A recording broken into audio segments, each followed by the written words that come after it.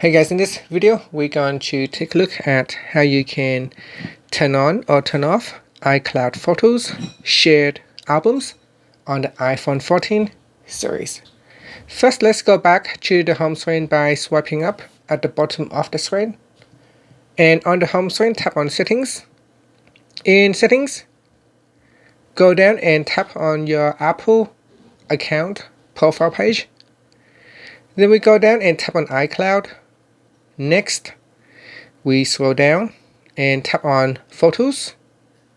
Now at the bottom of the settings page in Photos, tap on Share Albums. So tap on the toggle button to switch it off or turn it on. Now instead turning off Share Albums, will delete all share photos from your iPhone. Tap on the OK button to proceed, or you can tap on the toggle button to switch it on. And once it is turned on, you can create albums to share with other people and subscribe to other people's shared albums. And that's it. After that, you can tap on the back key to go back to settings, swipe up to go back to the home screen.